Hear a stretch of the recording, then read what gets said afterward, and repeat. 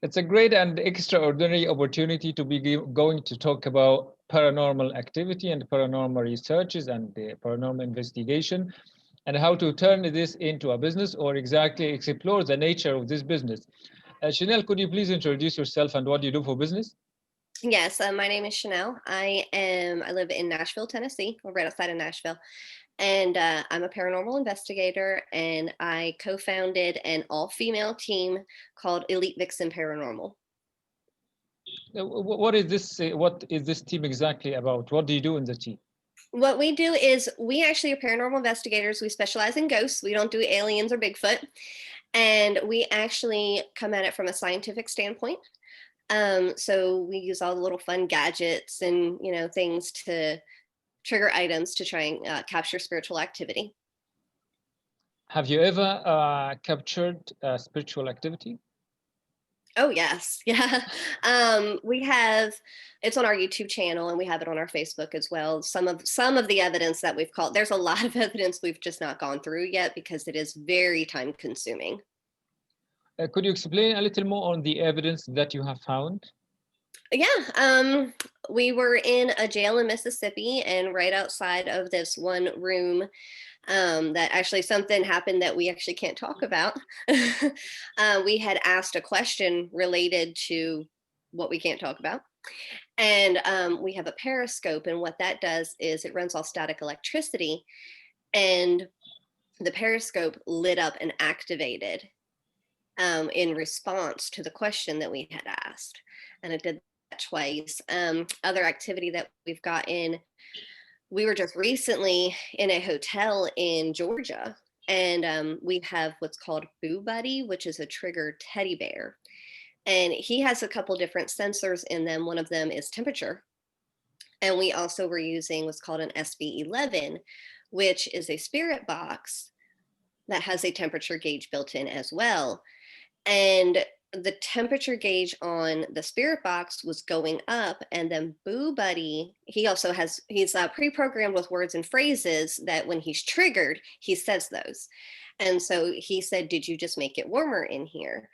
As the SB11 was also indicating a warmer temperature change. And this is really significant because, when it's 11 o'clock at night, the temperature should be going down, not going up. So it was really cool. And that actually happened within the 20-minute span that we were up there. We were actually up there for like 45 minutes, but within 20 minutes, it triggered the temperature going up 3 different times. And it was both on the SB11 and with Boo Buddy. So those are 2 really significant pieces of evidence. What scientific background do you depend on? Well, actually, most of the trigger items that we use, they're all based on physics. So we have EMF detectors, which pick up electromagnetic field fluctuations. Of course, like I said, the periscope, which is a static electricity change, and then, temperature changes. Radio waves, we use those a lot. We have a REM pod, which has like a little field around it. It's based off of an old instrument, and I cannot think of the name of the instrument, but it was fluctuated by moving the air around it. A REM pod does the same thing. So that's based off of air movement and temperature. And EMF, sorry, my dog barked, and also electromagnetic field changes. So a lot of physics involved.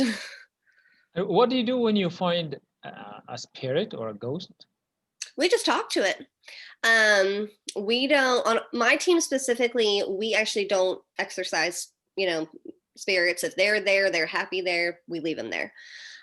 If we do have a client that wants, like a cleansing or a blessing, or if they need, any kind of exercising type services, we actually refer them out because we're just not qualified to do that. And that's actually not, what we want to do. We want the ghost to hang out and have fun and be happy. So we just communicate with them.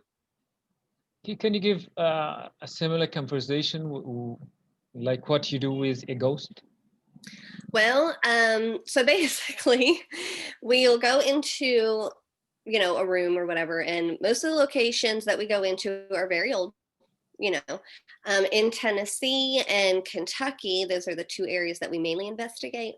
We're talking, early 1800s, mid 1800s, because this part of the United States is not that old. It's not as old as like Virginia or, Pennsylvania, things like that. So we'll go into a room and we'll have our little gauges set out, and we'll have the camcorders focused on those. That way then they can pick up any kind of fluctuation and, the changes in the gauges. And we'll just go in and ask them a question. Typically we start out with, is anybody here with us? And then we'll pause for, a couple seconds, give them time. And then, we'll just go from there.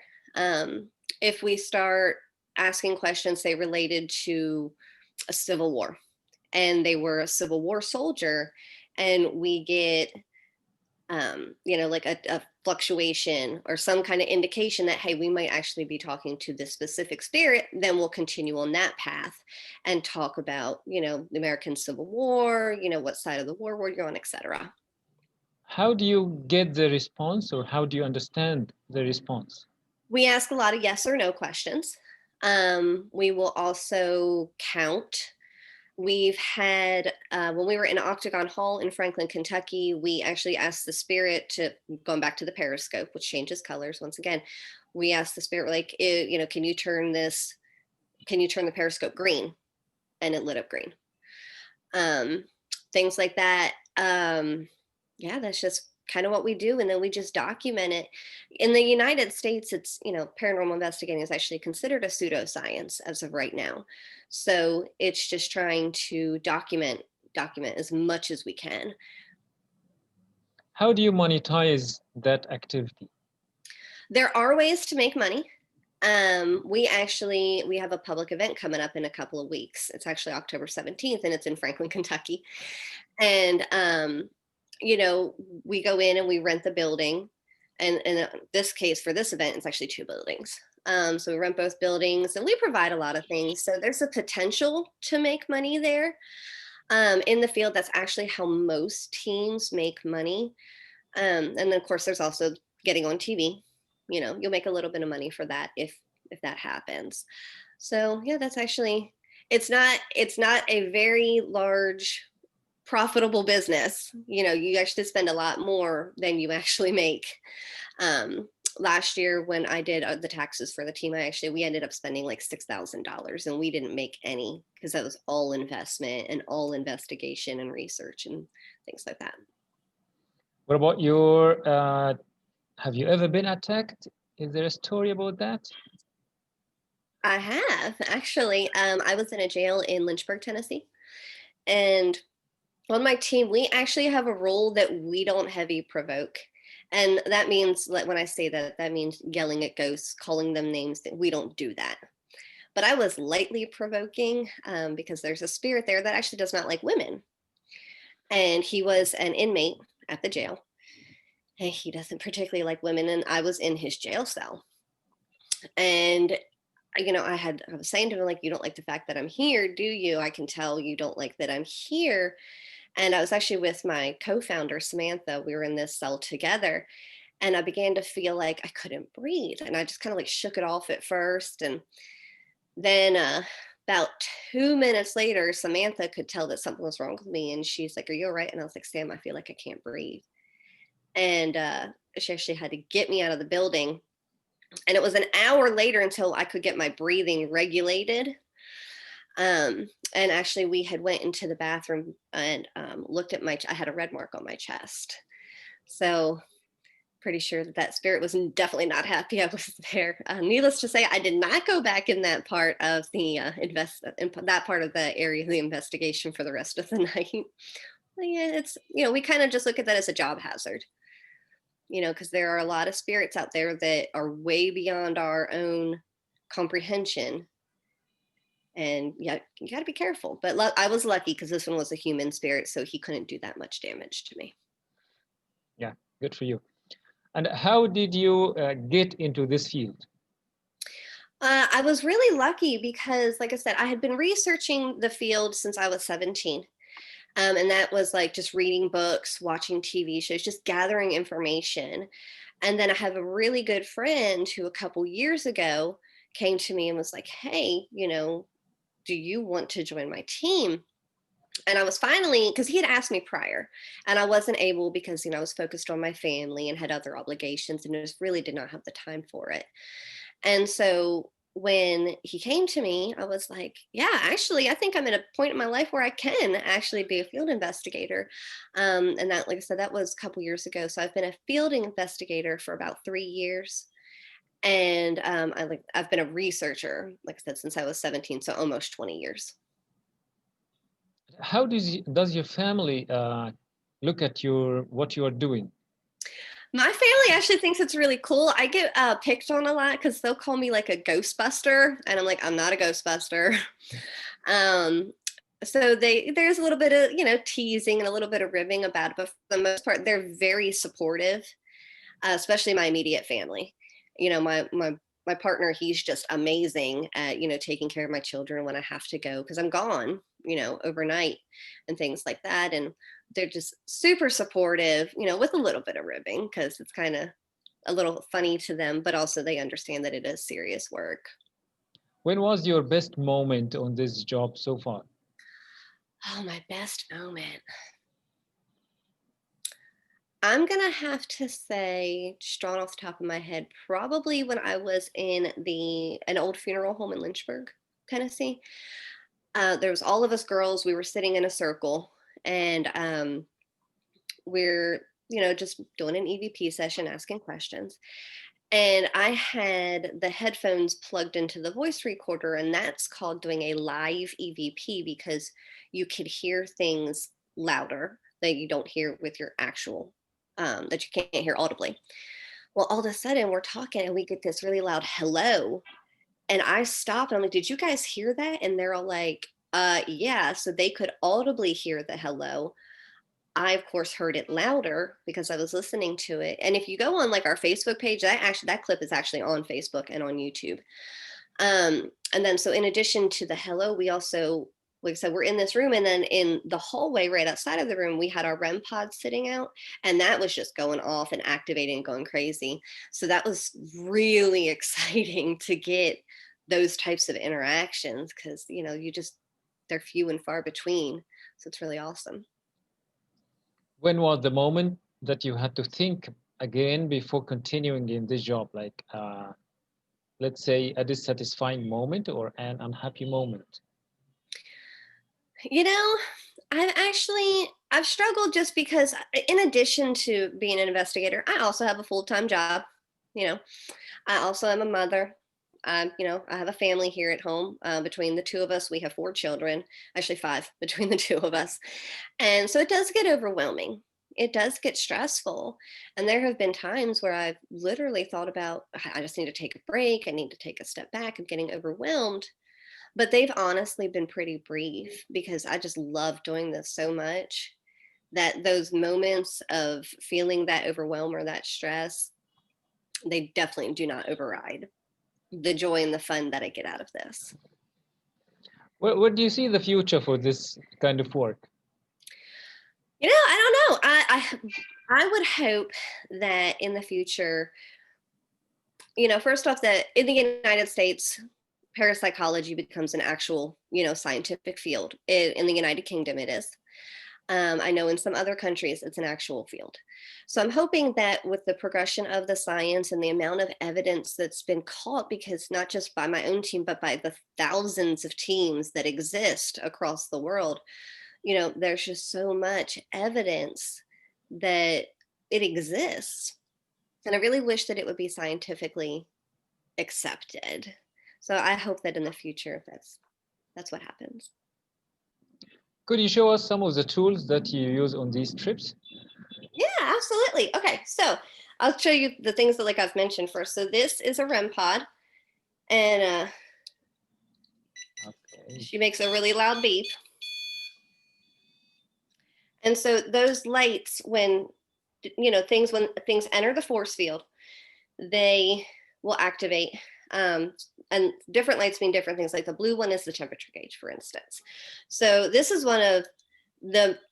for me, one of my most favorite pieces of equipment to actually use is this, just because there's so much that you can do with it.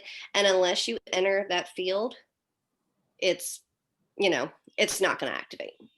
Or unless you have a cell phone nearby it, because then it will.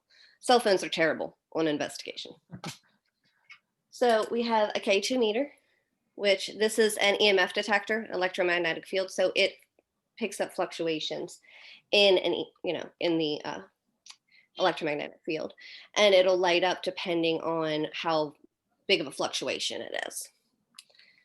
And then we have these two pieces of equipment, a camcorder and a voice recorder.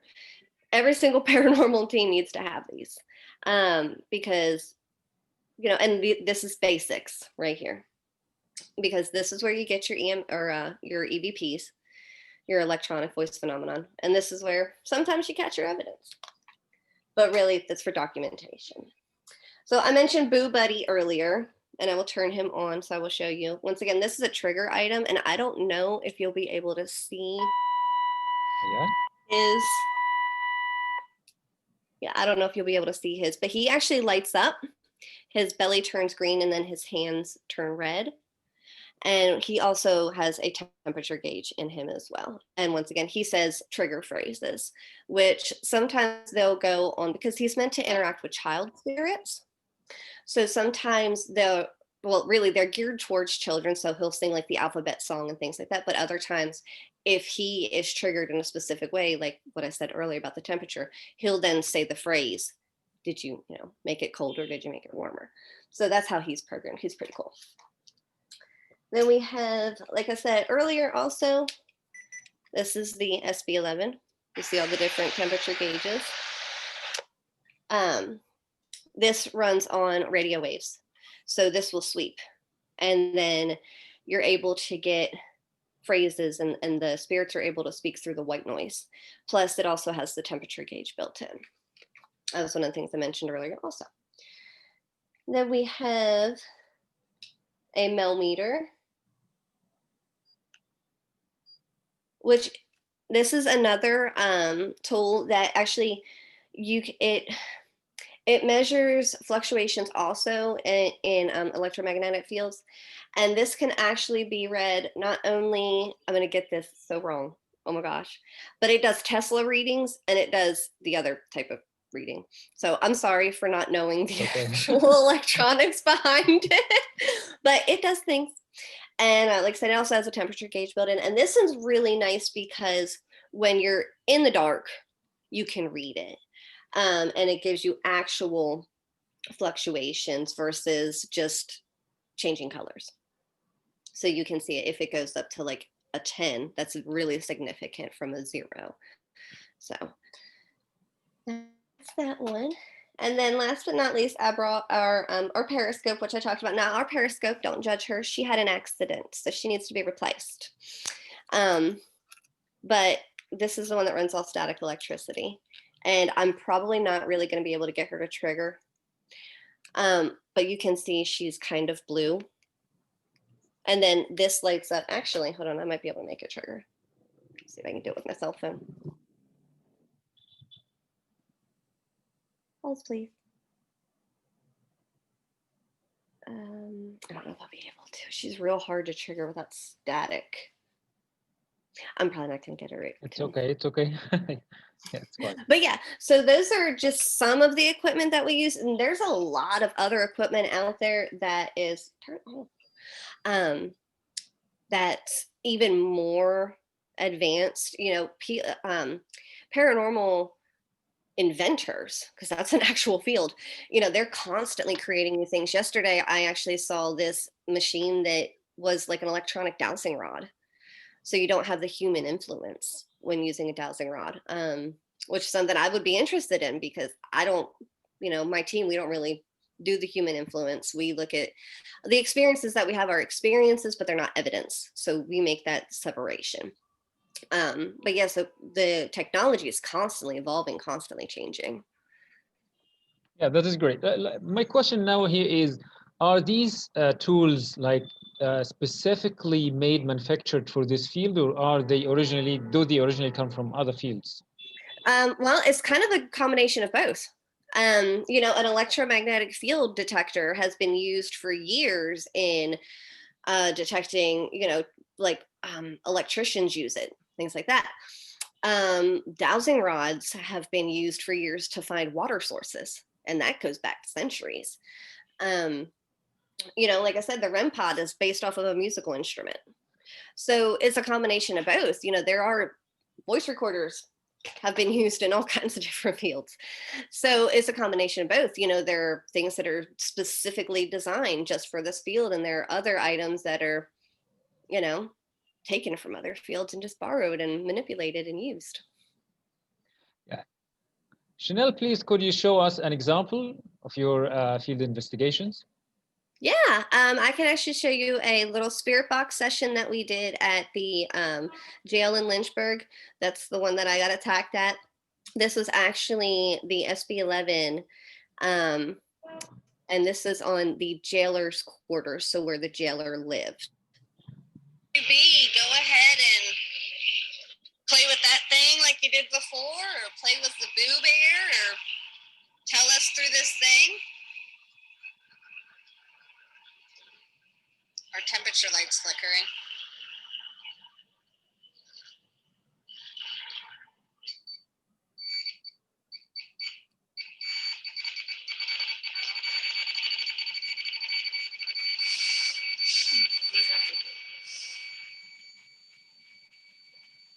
Can you make that noise stop? Okay. Yeah, that was really awesome to get that kind of interaction. Uh-oh, hold on. Because that's intelligent spirit, you know, that you can tell it, hey, yeah, thank you, and then can you make it stop, and then they make it stop. That's like paranormal gold. Yeah, that is more than great. What else would you like to say?